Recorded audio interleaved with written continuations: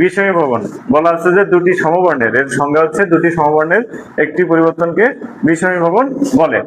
এটা কিন্তু এমসিকিউতে বেশি আসে যে দুটি সমবর্ণের একটি পরিবর্তনকে কি বলে, এইভাবে আসে, তখন সেটা উত্তর হবে বিষমী ভবন।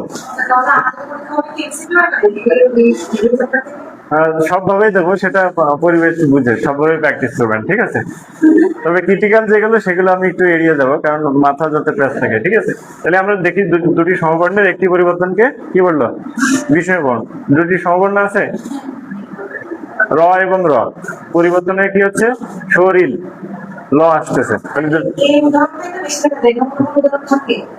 অন্য কোনো উদাহরণ আরেকটা আছে দেন, লাল নাল, এই যে লাল নাল। না, এই কারণেই তো আপনার কনসেপ্টটা বুঝতে হবে যে দুটি সমবর্ণের একটি পরিবর্তন, দুটি সমবর্ণের একটি পরিবর্তন। তারপর আছে লাঙল থেকে নাঙল,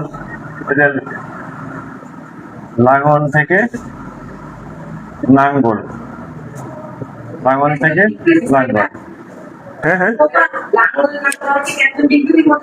না না, এটা হচ্ছে আমি তো পড়াচ্ছি বিষয় ভবন, সব বিষয় ভবনের মধ্যে,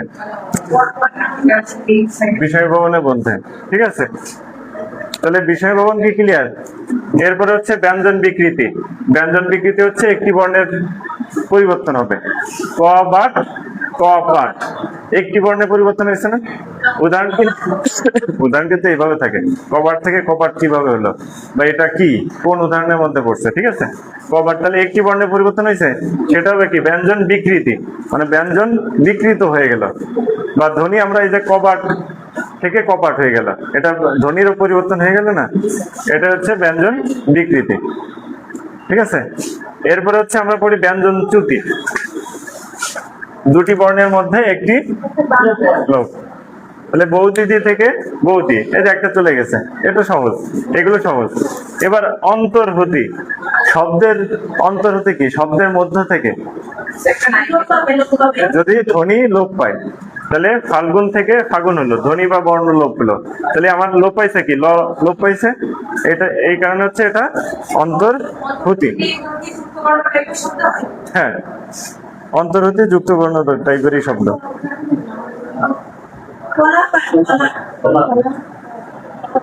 সবসময় যুক্ত বর্ণ হবে না, লেখেন আলাহিদা, এটাই বেশি আসে, আলাহিদা। আলাহিদা থেকে কি হবে, তাহলে বাদ গেল কি, কি বাদ গেল না। তাহলে আমার মূলত হচ্ছে শব্দের মধ্য থেকে, শব্দের এই শেষ এবং শুরু এবং শেষের মাঝখানের থেকে যে কোনো একটা ধ্বনি বা বর্ণ যদি চলে যায়, সেটা হচ্ছে আমাদের অন্তর্হুতি। এবার অবিশ্রুতি লেখেন, অবিশ্রুতি, অবিশ্রুতি।